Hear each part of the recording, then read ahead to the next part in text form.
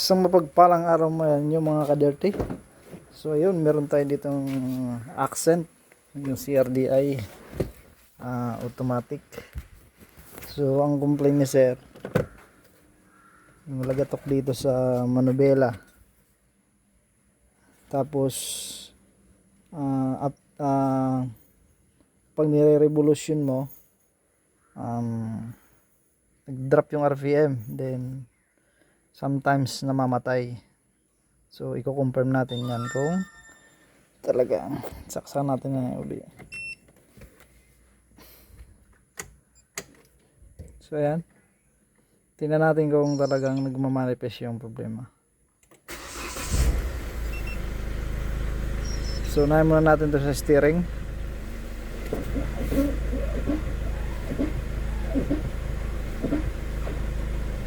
So ayan, parang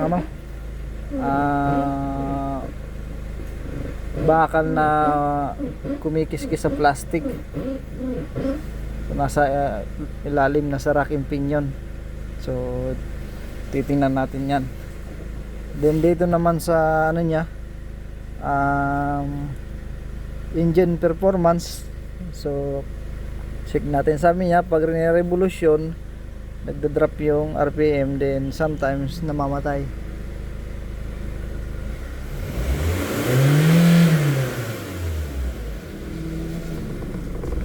Yun nga, nagda-drop, fluctuate nga, nagda-drop.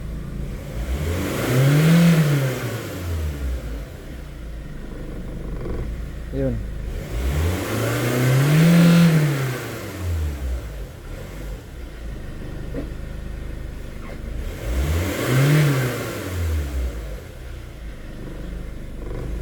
Yun.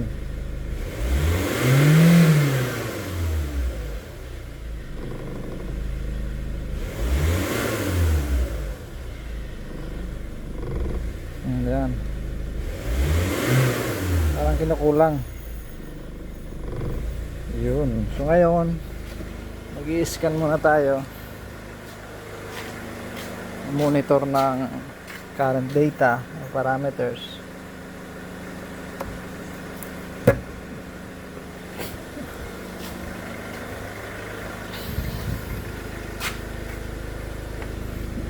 Yeah. Patay muna natin.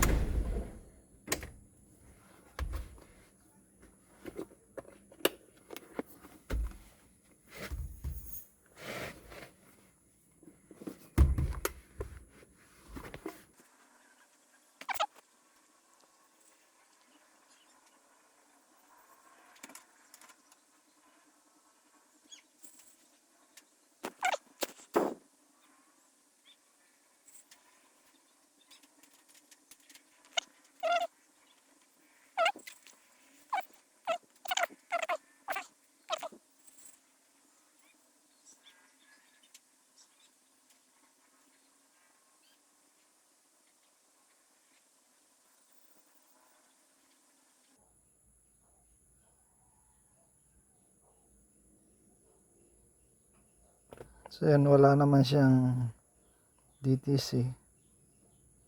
So check na natin yung parameters niya. DTC, live data. So start natin.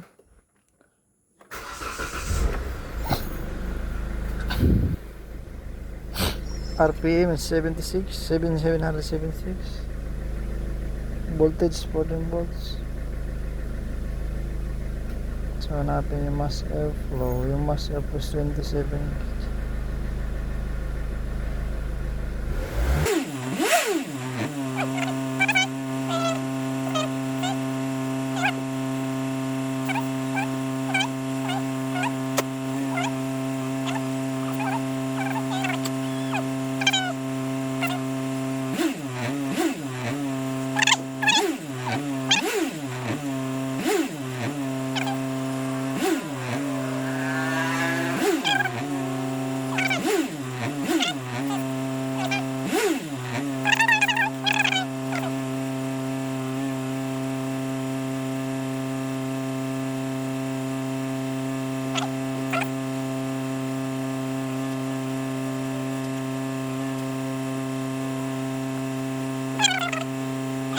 Park neutral. So ito yung ano niya, condition.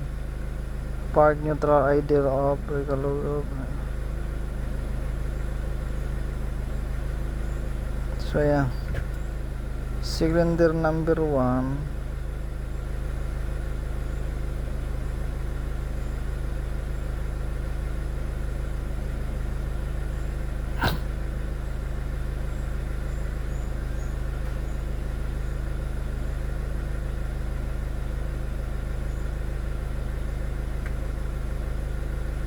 Yan, nagde-negative na tong ano, cylinder number 1 and cylinder number 3.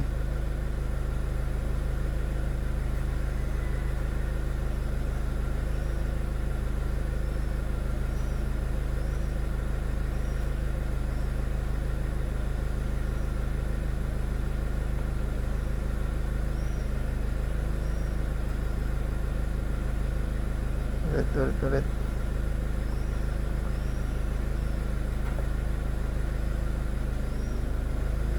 Yan, kung titignan nyo is mataas na yung cylinder injector number 3, negative 0.45. So parang malaki na yung ano niya, yung possible cause is malaki yung backleak. So magba-backleak tayo ng injector niyan. So bago lang, titingnan muna yun natin yung fuel filter, papalitan ng fuel filter, din titingnan yung strainer sa tangke. So okay, bago tayo okay na to, let's fight.